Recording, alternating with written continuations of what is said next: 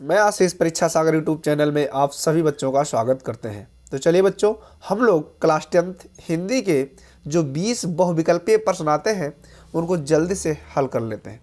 ये सभी प्रश्न एग्जाम में आए हुए प्रश्न हैं और सारे प्रश्न विगत 10 वर्षों में कहीं ना कहीं से पूछे गए प्रश्न हैं, इसलिए ये आपके लिए बहुत ही महत्वपूर्ण प्रश्न है। तो चलिए बच्चों, हम लोग शुरू करते हैं। जैसा कि आपको स्क्रीन पर क्वेश्चंस दिखाई दे रहे हैं।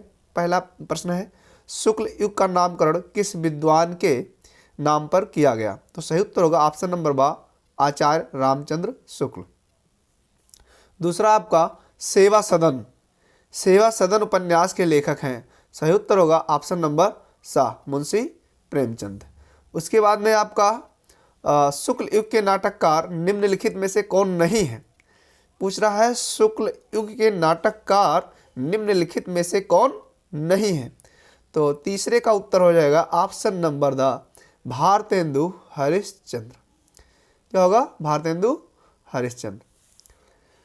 प्रसिद्ध आत्मकथा क्या भूलूं क्या याद करूं, क्या भूलूं क्या याद करूं के लेखक हैं? तो सही उत्तर होगा ऑप्शन नंबर आ, हरवंशराय बच्चन।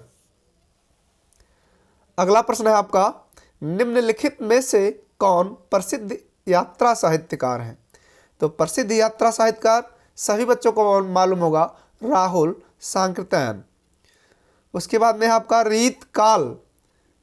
क्या है? रीतकाल के वीर रस के प्रसिद्ध कवि हैं। तो कौन है वीर रस के प्रसिद्ध कवि? रीतकाल के वीर रस के प्रसिद्ध कवि भूषण जी हैं। कौन है? भूषण।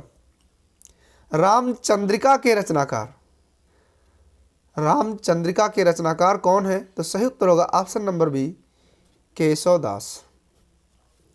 प्रिय प्रवास किसकी रचना है? प्रिय प्रवास किसकी रचना है?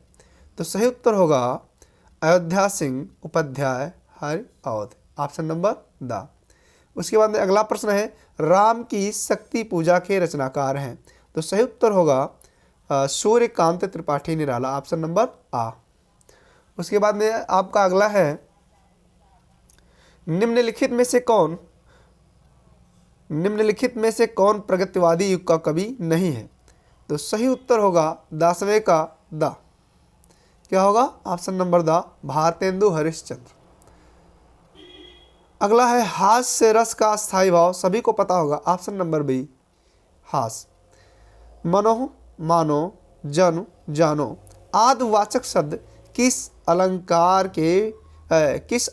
में प्रायः प्रयुक्त होते हैं? आपसे पूछा जा रहा है मनो, मानो, जनु, जानो, ये वाचक शब्द कहीं उदाहरण में आपको मिल जाए तो कौन सा अलंकार होगा?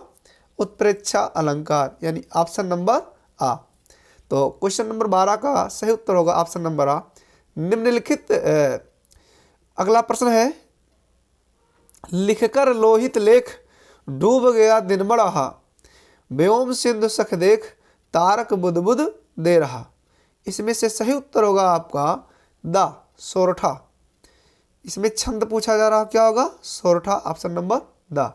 अगला आपका है, उपसर्ग से बना शब्द नहीं है। उपदेश, उपनाम, उपवन, ये तीनों उपसर्ग से बने शब्द हैं, जबकि ऑप्शन नंबर बा, ऊपर, ये उपसर्ग से नहीं बना है। दैनिक शब्द में किस प्रत्यय का प्रयोग हुआ है? तो सही उत्तर होगा ऑप्शन नंबर आ, इक। त्रिवेणी में कौन सा समास है? तो त्रिवेणी में कौन सा समास है? सही उत्तर होगा ऑप्शन नंबर सा, यानी द्विगु समास, तीन नदियों का समूह। निम्नलिखित में से गंगा का पर्यायवाची नहीं है? तो आपको क्या पता है? कालिंदी यमुना का पर्यायवाची है, तो यही सही उत्तर होगा, क्योंकि ये गंगा का पर्यायवाची नहीं है। इत्यादि का सही संधि विच्छेद, तो सही होगा ऑप्शन नंबर आ, इत, धन, आदि। फल शब्द का तृतीया विभक्ति बहुवचन रूप है? तो सही उत्तर होगा, क्या होगा? फलई, ऑप्शन नंबर द, यानी क्वेश्चन नंबर 19 का सही उत्तर होगा ऑप्शन नंबर द।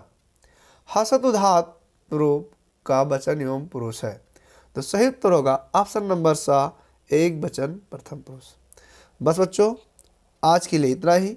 तब तक के लिए नमस्कार।